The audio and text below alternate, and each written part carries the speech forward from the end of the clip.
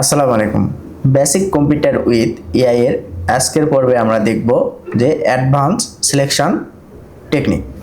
অর্থাৎ advance selection technique বলতে আমরা কি বোঝাচ্ছি, আমরা যে ডকুমেন্ট তৈরি করি বা ডকুমেন্ট তৈরি করব এমএস ওয়ার্ডে, সেখানে আমরা একটা যে ডকুমেন্ট তৈরি করব, ডকুমেন্টে যে ওয়ার্ড, লাইন, প্যারাগ্রাফ কী ভাবে থাকে এবং সেগুলো আমরা কীভাবে সিলেক্ট করতে পারি সেগুলা দেখে নেব। তাহলে চলুন আমরা শুরু করি। প্রথমে আমরা যেটা দেখব সেটা হচ্ছে যে ক্লিক কম্বিনেশন, অর্থাৎ একটা ক্লিক করলে কি হয়, দুইটা ক্লিক করলে কি হয়, তিনটা ক্লিক করলে কি হয় এবং কন্ট্রোল+A দিলে কি হয়। তাহলে চলুন আমরা দেখে নিই। আমরা আমাদের ডকুমেন্টে চলে যাচ্ছি, যাওয়ার পরে মনে করেন যে এই যে এখানে একটা ক্লিক করলাম, অর্থাৎ কি হয়ে গেল, এখানে একটা ক্লিক করলাম, এরপরে যদি আর দুইটা ক্লিক করি, দেখেন একটা ক্লিক করে এখানে কার্সর নিয়ে আসলাম, এখানে এখন একসঙ্গে দুইটা ক্লিক করব। দুইটা ক্লিক করলে কি হলো, আমাদের একটা ওয়ার্ড সিলেক্ট হয়ে গেল। এরপরে যদি আমরা একসঙ্গে তিনটা ক্লিক করি, দেখেন তাহলে আমাদের পুরো ডকুমেন্ট কি হয়ে গেল, পুরো প্যারাগ্রাফটা সিলেক্ট হয়ে গেল। তাহলে আমরা খুব সহজে বুঝতে পারলাম যে আমরা যেখানে সিলেক্ট করব যে ওয়ার্ড, সেখানে প্রথমে কার্সর নিয়ে গিয়ে রাখবো, এরপরে আমরা একসঙ্গে দুইটা ক্লিক করব। দুইটা ক্লিক করলে আমাদের একটা ওয়ার্ড সিলেক্ট হয়ে যাবে। এরপরে যদি আমরা একসঙ্গে 1 2 3, তাহলে দেখেন পুরা কি প্যারাগ্রাফটাই আমাদের সিলেক্ট হয়ে গেল। এরপরে আমরা যেটা দেখেছিলাম কন্ট্রোল+A, অর্থাৎ কন্ট্রোল+A, এরপরে আমরা কি দেখেছিলাম কন্ট্রোল+A, আমাদের পুরো ডকুমেন্টটাই কি হয়েছে, সিলেক্ট হয়ে গিয়েছে। মানে পুরো ডকুমেন্টের 1 থেকে যে 5 পাতা পর্যন্ত রয়েছে, আমরা এই যে এখানে দেখতে পাচ্ছি স্ট্যাটাস বারে সবগুলাই সিলেক্ট হয়ে গিয়েছে। দেখেন প্রথম থেকে শেষ পাতা পর্যন্ত সিলেক্ট হয়ে গিয়েছে। এরপরে আমরা কোনটা দেখব, এরপরে আমরা দেখব যে ফাংশন কি। ফাংশন কির মাধ্যমে আমরা কিভাবে আমাদের ডকুমেন্টের ওয়ার্ডগুলো সিলেক্ট করতে পারি, প্যারাগ্রাফ কিভাবে সিলেক্ট করতে পারি, সেন্টেন্স কিভাবে সিলেক্ট করতে পারি। দেখেন এখানে কি রয়েছে, ফাংশন মোড F8, অর্থাৎ এটা একটা ফাংশন কি F8, এর মাধ্যমে আমরা কি করতে পারি, সিলেক্ট করতে পারি। প্রথমে যখন আমরা একবার F8 চাপবো, তখন কি হয়ে যাবে, সিলেকশন মোড অন হয়ে যাবে। প্রথমে যখন আমরা F8 অর্থাৎ ফাংশন কির F8 চাপবো, তখন আমাদের সিলেকশন মোড অন হয়ে যাবে। এরপরে যখন আমরা ওই F8 দুইবার চাপবো, তখন একটা ওয়ার্ড সিলেক্ট হয়ে যাবে।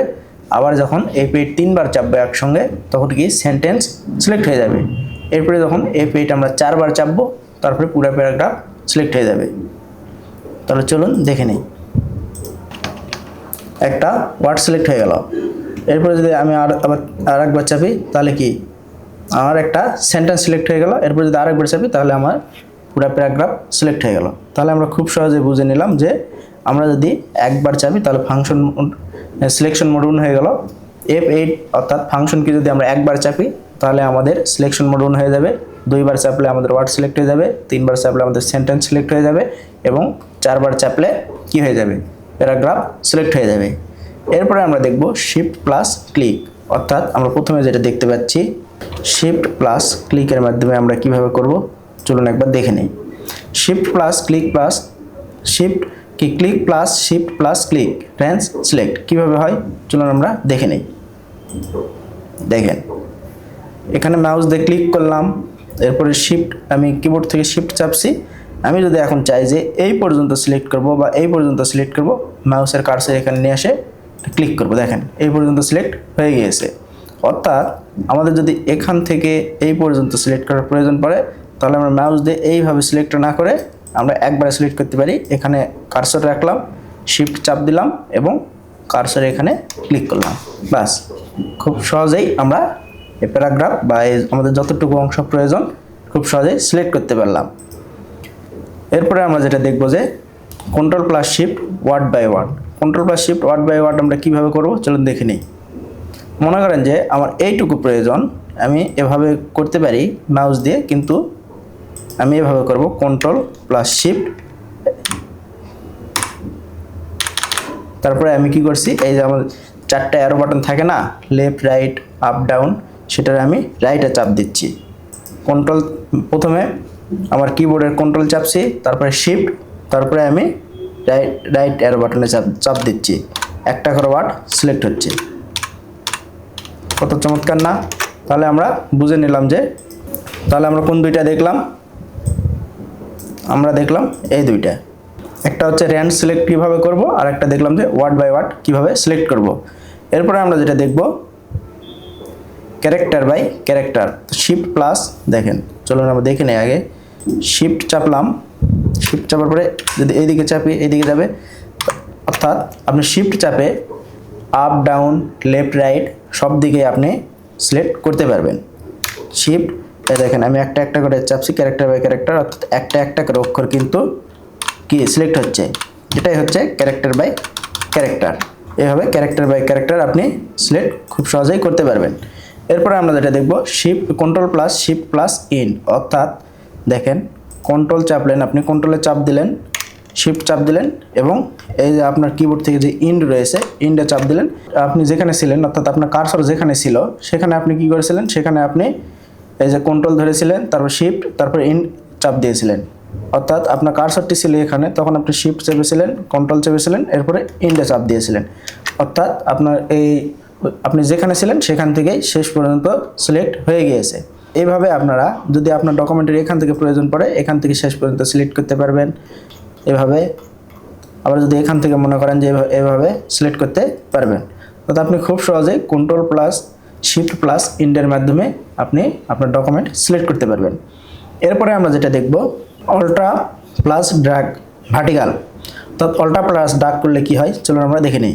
আমরা যদি এই আমাদের একটা প্যারাগ্রাফ অংশে যাই, দেখেন অল্টাতে চাপ দিলাম এবং ড্র্যাগ করলাম, অর্থাৎ খুব সহজেই আমরা যেদিকে যাচ্ছি মাউস দিয়ে সিলেক্ট করতে পারছি, উপরে নিচে যেদিকে যাই না কেন খুব সহজেই আমরা যে কোনো অংশ সিলেক্ট করতে পারছি।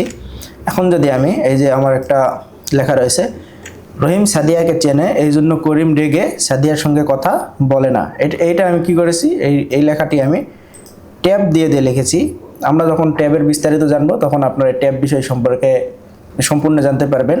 এখন আমরা শুধু আপনারা জেনে রাখেন যে ট্যাবের মাধ্যমেও আমাদের এই ডকুমেন্টে কাজ করা যায়, আর এই ট্যাবের মাধ্যমে আমরা যখন ডকুমেন্টে কাজ করি তখন আমাদের এই অল্টা প্লাস ড্র্যাগ এবং এই যে ইন্ডেন্ট টেক্সট এডিট কীভাবে কাজ করে সেটা আমরা এখন দেখে নিই। তাহলে দেখেন অল্টা দিলাম এবং এই যে আমি এই লাইনটা সিলেক্ট করলাম, সিলেক্ট করার পরে আমি এখন ডিলিট চাপ দিলে এই লাইনটা কি হয়ে যাবে, এই ইন্ডেন্টটা ডিলিট হয়ে যাবে, বা এই যে কলামটা ছিল এটা ডিলিট হয়ে গেলে এখন খুব সহজেই আমি এডিট করতে পারবো। তাহলে আপনি খুব সহজেই বুঝলেন। যদি আপনার একটা এই যে নির্দিষ্ট এই কলাম দেখেন অল্টা চাপ দিলাম, এই কলামটা সিলেক্ট করলাম, কি করতে হবে, এই কলামটা যদি এডিট করতে হয় অর্থাৎ এখানে যে লেখাগুলো রয়েছে এই লেখাগুলোর পরিবর্তে যদি আপনার অন্য কোনো লেখা এখানে দেওয়ার প্রয়োজন পড়ে তাহলে আপনি খুব সহজে একটা কলাম সিলেক্ট করে এই লেখাগুলো ডিলিট করে এডিট করতে পারবেন। এটাই হচ্ছে এই যে indent text edit, code block করে আপনি এই টেক্সটগুলো এডিট করতে পারবেন এবং একটা কলাম এভাবে সিলেক্ট করতে পারবেন। এরপরে আমরা যেটা দেখব যে কন্ট্রোল প্লাস ড্র্যাগ। কি দেখব, কন্ট্রোল প্লাস ড্র্যাগ, অর্থাৎ প্রথমে আমরা যেটা দেখব কন্ট্রোল প্লাস ড্র্যাগ করে কপি করে ড্রপ করা যায় একটা প্যারাগ্রাফ। আমি যদি কন্ট্রোল ধরে যদি এই প্যারাগ্রাফটা এখন আমি দেখেন এই যে প্লাস চিহ্ন হয়ে গেছে, কিন্তু আমি যখন কন্ট্রোল ধরে এই প্যারাগ্রাফটা সিলেক্ট করলাম, সিলেক্ট করার পরে এখন মাউস দিয়ে আমি এই প্যারাগ্রাফটা যে কোনো জায়গায় আমার ডকুমেন্টের যে কোনো জায়গায় কপি করে নিয়ে যেতে পারি। অর্থাৎ এই যে এই প্যারাগ্রাফটা এখানে দেখতে পাচ্ছেন সিলেক্ট মোডে রয়েছে, এই প্যারাগ্রাফ এখানে এইরকমই থাকবে, থাকার পরেও আমি এই প্যারাগ্রাফ যদি এখানে নিয়ে পেস্ট করতে চাই তাহলে এখান থেকে মাউস দিয়ে ধরে আমি এখানে টেনে নিয়ে ছেড়ে দেবো। দেখেন প্যারাগ্রাফটি এখানেও চলে আসলো আর আগে যেখানে ছিল ওখানে রয়েছে। এটাই হচ্ছে কন্ট্রোল প্লাস ড্র্যাগ কপি করে ড্রপ করুন। তাহলে আমরা কন্ট্রোল প্লাস ড্র্যাগ করে কপি করে ড্রপ খুব সহজেই করতে পারবো আমাদের যে কোনো প্যারাগ্রাফ বা যে কোনো কি ডকুমেন্টের লেখাটা আমরা খুব সহজে কপি করে ড্রপ করতে পারবো। এরপরে মার্জিন ক্লিক করে পুরো লাইন সিলেক্ট কীভাবে হয় চলুন দেখে নিই। আমরা তো মার্জিন চিনি তাই না, এই যে দেখেন মার্জিনটা কোনটা, এই যে দেখেন এখানে যে চিহ্নটা রয়েছে এটা হচ্ছে মার্জিন, অর্থাৎ এই আমার এইদিকে আমি সোজা এটা হচ্ছে মার্জিন, এর বাইরে আমি কিন্তু লিখতে পারবো না, এর ভিতরে আমি লিখতে পারবো। এই যে এই পাশে মার্জিন শেষ, এই পাশে আমি এর বাইরে লিখতে পারবো না। তাহলে মার্জিন প্লাস ক্লিক করে কিভাবে আমরা একটা লাইন সিলেক্ট করবো দেখেন আমি যদি কোনো লাইনের পাশে যাই, মার্জিনে যাচ্ছি, আমি দেখেন এই যে মার্জিন যেটা ছিল, এই মার্জিনে কিন্তু আমি মাউসের কার্সর নিয়ে গেছি। কার্সর নিয়ে যাওয়ার পরে আমার মাউসের কার্সরটা কি হয়েছে, ডান দিকে একটু হেলে গিয়েছে বা ডান দিকে বাঁকা হয়েছে। অর্থাৎ এখন আমি এই ডান দিকে যখন হেলে যাবে তখন আমি এই মার্জিনে ক্লিক করে আমার এই পুরো লাইনটা সিলেক্ট করতে পারবো। তাহলে দেখেন ডান দিকে যে বাঁকা হয়ে আছে, এখন যদি আমি এই মাউসের বাম বাটনে ক্লিক করি তাহলে এই লাইনটা সিলেক্ট হয়ে গেল। তাহলে আমরা খুব সহজেই বুঝে নিলাম যে মার্জিন থেকে আমরা কিভাবে সিলেক্ট করে একটা লাইন সিলেক্ট করতে পারি। অর্থাৎ এই যে যেখানে এটা লেখা ছিল যে মার্জিন ক্লিক করে পুরো লাইন সিলেক্ট, তাহলে আমরা খুব সহজেই বুঝে নিলাম যে একটা প্যারাগ্রাফের কোনো লাইন আমরা মার্জিন থেকে ক্লিক করে কিভাবে সিলেক্ট করতে পারি। দেখেন এই লাইনটা যদি আবার করতে চাই তাহলে এইভাবে আমরা খুব সহজেই করতে পারছি।